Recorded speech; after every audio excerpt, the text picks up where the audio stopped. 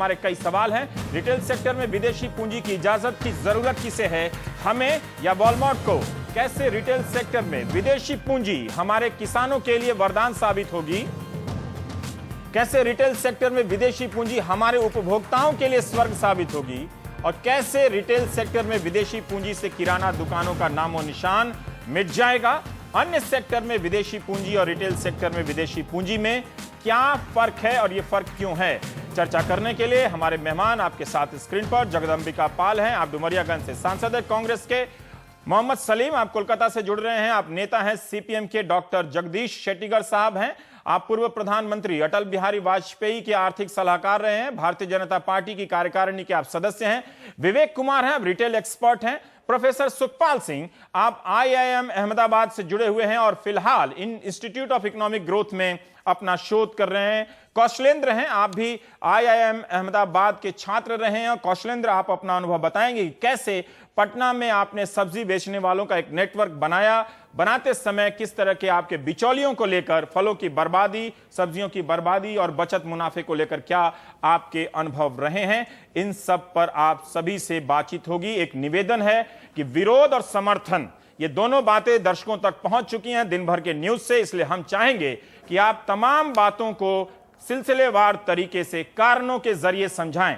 सबको मालूम है कि लेफ्ट ने विरोध किया है, सबको मालूम है कि कांग्रेस समर्थन कर रही है, सबको मालूम है कि जगदीश शेट्टीगर की पार्टी ने धमकी दी है, सबको मालूम है कि विवेक कुमार इसकी वकालत कर रहे हैं और प्रोफेसर सुखपाल ने आज ही ट्रिब्यून में एक आर्टिकल लिखकर काफी विस्तार से समझाया है कि इससे कोई फायदा नहीं होने वाला है जितना दावा किया जा रहा है। पहला सवाल हम आपसे यही जानना चाहते हैं जगदंबिका पाल जी कि किसानों को कैसे फायदा होने वाला है रिटेल में 51% और 100% निवेश के आने से? मुझे एक तो आश्चर्य ये हो रहा है कि जिस तरह से अभी गुरदास कामत जी कह रहे हैं कि सारा विपक्ष एक है और जब तक ये एफडीआई वापस नहीं होता तब तक हम सदन नहीं चलने देंगे। आज जिस वामपंथी विचारधारा की बात कर रहे हैं, 2004 में ही हमसे आज के 7 साल पहले चाइना ने वॉलमार्ट को अपने यहाँ इजाजत दी है और आज चाइना में एफडीआई की इजाजत पहले मिल चुकी है। इसके बावजूद भी आज वही वामपंथी यहाँ क्यों विरोध कर रही है? गुजरात के मुख्यमंत्री नरेंद्र मोदी जी जब जाते हैं विदेश तो वो फॉरेन इन्वेस्टमेंट की बात करते हैं, लोगों को अट्रैक्ट करने की बात करते हैं कि हम विदेशी पूंजी का निवेश कर रहे हैं। तो आज अगर एफडीआई की हमने इजाजत दी है तो इसको इस तरह से एक इशू बनाया जा रहा है जैसे लगता कोई ईस्ट इंडिया कंपनी की तरह से है।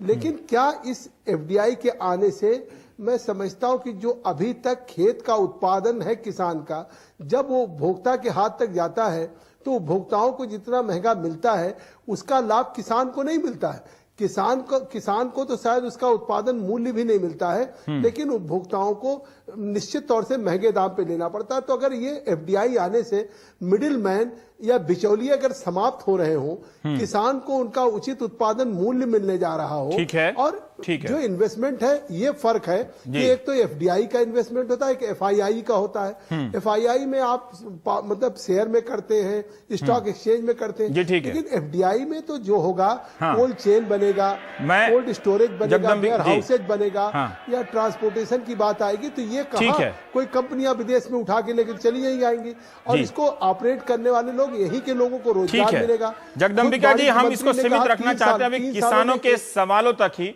मोहम्मद सलीम का हम जवाब ले लेना चाहते हैं। मोहम्मद सलीम, जो जगदंबिका पाल ने कहा कि बहुत सारा फायदा किसानों को होगा क्योंकि रिटेल सेक्टर में जब विदेशी पूंजी आएगी तो आढ़ती, बिचौलिए, मिडिलमैन समाप्त हो जाएंगे। जो हम पैसा देते हैं फल सब्जी खरीदने का, उसका बड़ा हिस्सा किसानों को भी मिलेगा।